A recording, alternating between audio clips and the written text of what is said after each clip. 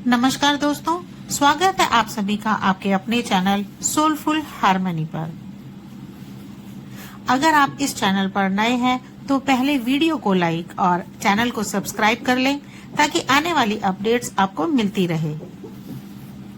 नवरात्रि का पावन पर्व 9 दिनों तक चलता है और ये 9 दिन माँ दुर्गा की उपासना और भक्ति के हैं।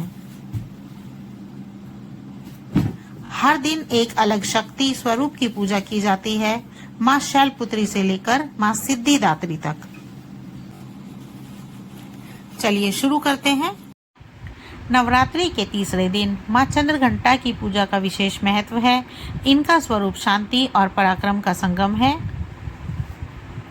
माँ के मस्तक पर सुशोभित अर्धचंद्र घंटे के समान प्रतीत होता है, इसी कारण ये चंद्रघंटा नाम से विख्यात हैं। माँ चंद्रघंटा 10 भुजाओं वाली हैं। वे सिंह पर सवार रहती हैं। हाथों में कमल, गदा, तलवार, धनुष बाण, त्रिशूल, घंटा और अन्य दिव्य अस्त्र शस्त्र धारण किए हुए हैं। इनका स्वरूप सौम्य और शांत है, लेकिन असुरों के लिए वह अत्यंत उग्र और प्रचंड बन जाती हैं। माँ के मस्तक पर अर्धचंद्र है जो घंटे के आकार का है। जब वे इस घंटे को बजाती हैं तो उससे दुष्ट शक्तियां भयभीत होकर नष्ट हो जाती हैं। उनकी दिव्य आभा से भक्तों का जीवन अलौकिक होता है। पौराणिक कथा के अनुसार जब मां पार्वती का विवाह भगवान शिव से होना तय हुआ, तब शिव जी अपनी बारात लेकर आए।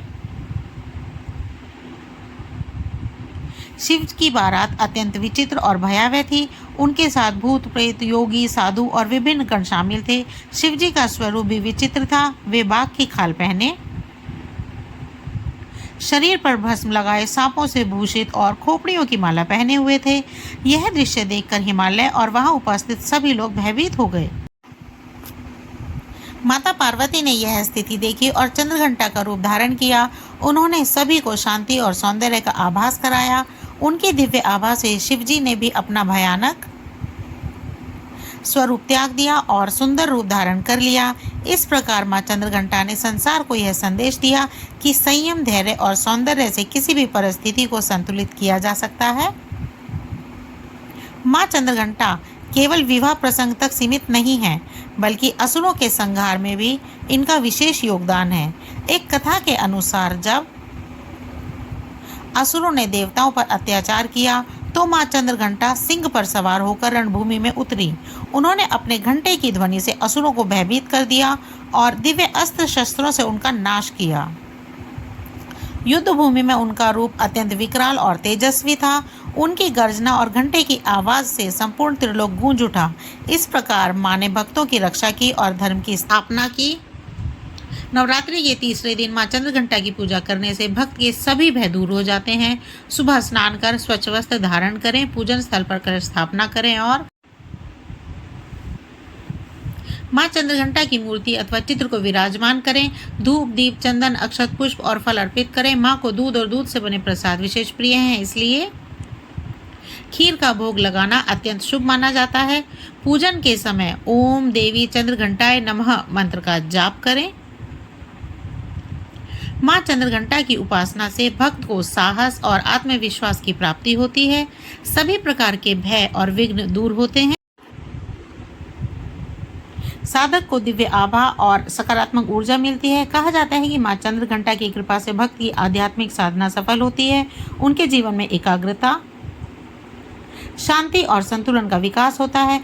जो व्यक्ति निरंतर भय, अशांति या मानसिक परेशानियों से जूझ रहा हो, उसके लिए माँ चंद्रघंटा की उपासना अचूक उपाय है।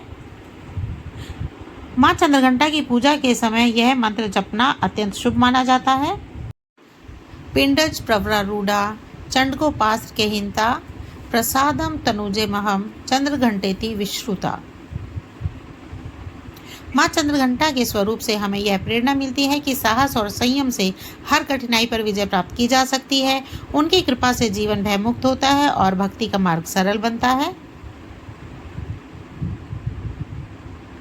नवरात्रि के तीसरे दिन माँ चंद्रघंटा का स्मरण कर हम सब यही प्रार्थना करते हैं कि वे अपने भक्तों के जीवन में सुख, शांति और समृद्धि का संचार करें। अगर यह वीडियो आपको अच्छा लगा हो तो इसे लाइक और शेयर करें और माँ दुर्गा की भक्ति व नवरात्रि से जुड़े हर वीडियो के लिए चैनल को सब्सक्राइब करना ना भूलें। जय माता दी।